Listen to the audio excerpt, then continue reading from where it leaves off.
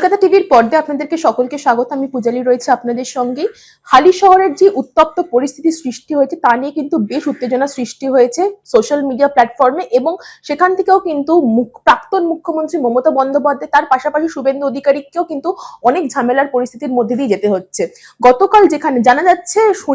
শুক্রবার সকালবেলায় মারধর ও মারামারির অভিযোগ এবং তোলাবাজির অভিযোগে কিন্তু 23 নম্বর ওয়ার্ডের কাউন্সিলর, প্রাক্তন কাউন্সিলরের যে স্বামী বীরজু কেওয়াতকে কিন্তু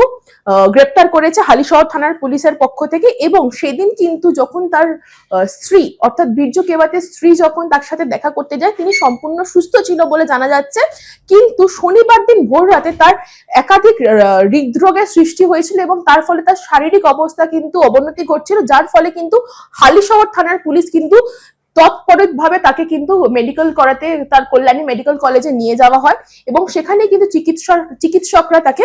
মৃত বলে ঘোষণা করেছে। তার পরবর্তীকালে কিন্তু তার স্ত্রী অর্থাৎ বীরজু কেওয়াতের স্ত্রী কিন্তু একাধিক অভিযোগ তুলেছিল হালিশহর থানার পুলিশের বিরুদ্ধে। সেখান থেকে তিনি বলেছিলেন সেই বীরজু কেওয়াতের গায়ে কিন্তু একাধিক চিহ্ন দেখা গেছিল। তার পরবর্তী ক্ষেত্রে সেখান থেকে কিন্তু নানান অভিযোগের মারফত সেখান থেকে নানান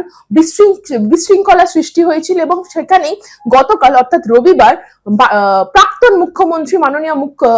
মমতা বন্দ্যোপাধ্যায় কিন্তু দেখা করতে যান। সেখানে গিয়েও তিনি অনেক রকম নানা মোকাবিলার সামনে পরিস্থিতিতে ফেস করেন এবং সেখান থেকে তিনি দেখা করেন আজ ভোরবেলায় কিন্তু মাননীয় মুখ্যমন্ত্রী সেই বীরজু কেওয়াতের অর্থাৎ যে মৃতর বাড়িতে যান এবং সেখান থেকে কিন্তু তিনি অনেক রকম আশ্বাস দেন এবং সেখান থেকে দাঁড়িয়ে তিনি তার স্ত্রী অর্থাৎ বীরজু কেওয়াতের স্ত্রীকে তার নিজস্ব অর্থাৎ মাননীয় মুখ্যমন্ত্রী শুভেন্দু অধিকারীর নিজস্ব অ্যাটেন্ডেন্ট হিসেবে কিন্তু চাকরি